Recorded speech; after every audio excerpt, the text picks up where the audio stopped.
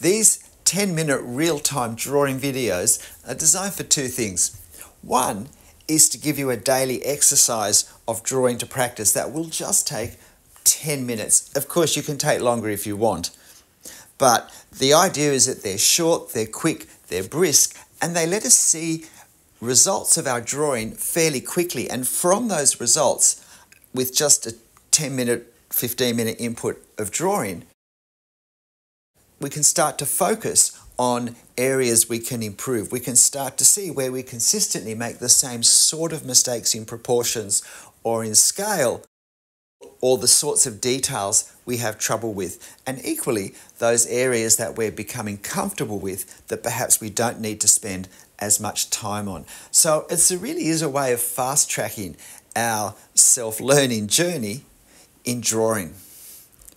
But the other beauty of this is that I've already chosen a subject for you, and there's a reference available for you to use straight away on my channel community page, whether you print it off or whether you draw it from a tablet or from this video, in fact.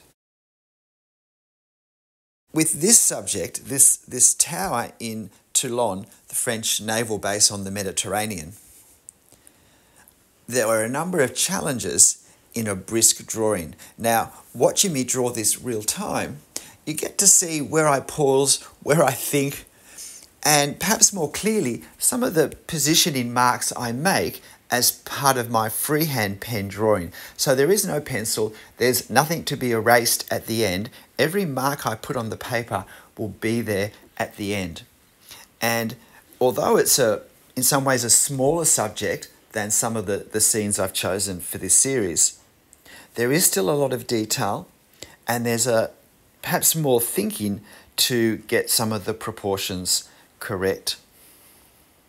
Now, I started with this center section because, well, it's going to be the most challenging with that clock and with the decorative elements underneath. From my point of view, not so much to actually draw them, but to get all the proportions correct in a relatively short time space.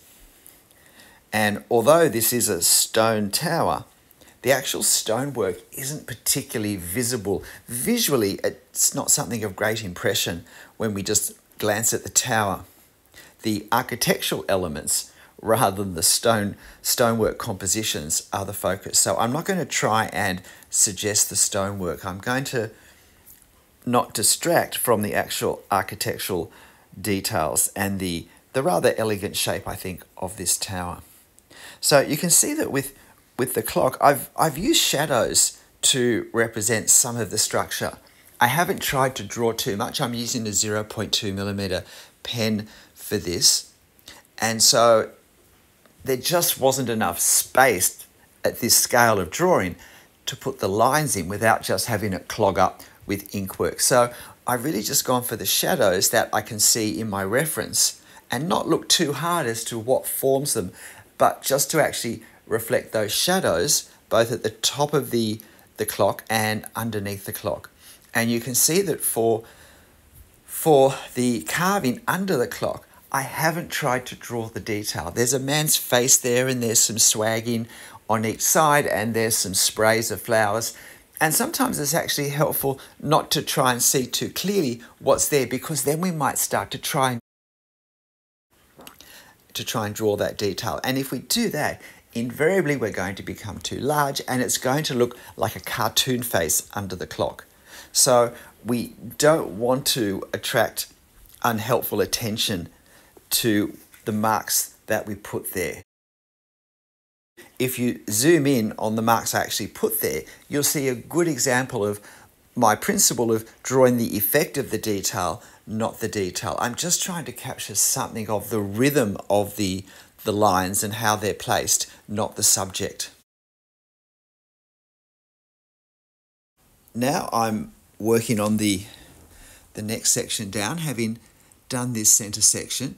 Maybe it's just a little bit too squat. It could have been a little bit taller. I was actually afraid of making it too tall, so I didn't quite get the proportion as correct as I would have liked. But I'm also drawing smaller than my reference. Now that wasn't my intention, but once I established the proportions I was using with the first things I drew. The fact that they were a bit smaller meant I had to then continue throughout. It doesn't matter really whether we increase or decrease the size of our subject in our drawing, but we need to keep the scale consistent. If we draw one part 10% smaller, we need to draw every part 10% smaller. So now with the lower section, again, I'm just suggesting this lower doorway. I did make a few marks to suggest the stonework, and I did also do some hatching just to represent the darker colour, the local colour of the door. And then we come to the balustrade. Now, balustrades are often a problem in drawings that I see.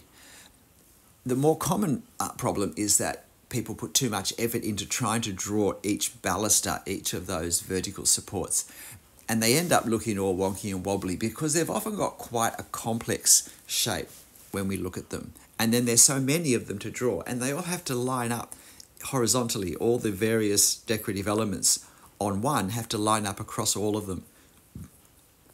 So have a look at the process that I use here.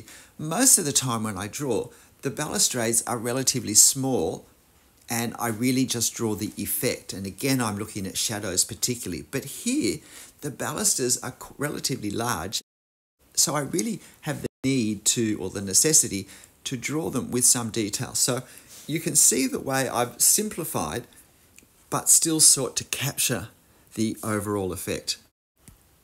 And the one thing I should have done was to add a little bit of the hatching for the door colour between the balusters in front of it. That would have really helped create perhaps an even stronger sense of 3 dimensions to our scene. But then we go up to the top, and I think after the clock and after the balusters, this is the other major challenge of this scene, and that's this wonderful cupola with its wrought iron shape. It's a sort of see-through structure, whereas normally it would be enclosed. A beautifully elegant iron framework to hold the bell. And so, again, I'm trying to capture the effect of the ironwork, not to start drawing the detail. So I want to get the silhouette correct, but really beyond that, I don't want to add more lines or more detail than I need to suggest the intricacy. I'm going to have a problem with this because my line is going to be thicker than the line on the reference on the photo. But sometimes we do have to make compromises. But what I do want is the sense that this is a see-through structure, that there is a light, airy, and I think elegance to it. I also want to get the sense of 3 dimensions as well. Now with that circular framework, you'll notice I didn't round that curve enough. It's too flat, because as circles that we look at edge on at eye level move further up, they become rounder and rounder, and we're actually looking up at this circular framework there, and I should have done it rounder. The effect of flattening the ellipse is to make it feel lower down in terms of perspective than it really is. So it kind of makes the tower a little less tall because we're not looking up at it. We're not getting that sense the way we should. I actually did a large oil painting of this about 15 years ago as one of the first oil paintings when I started painting.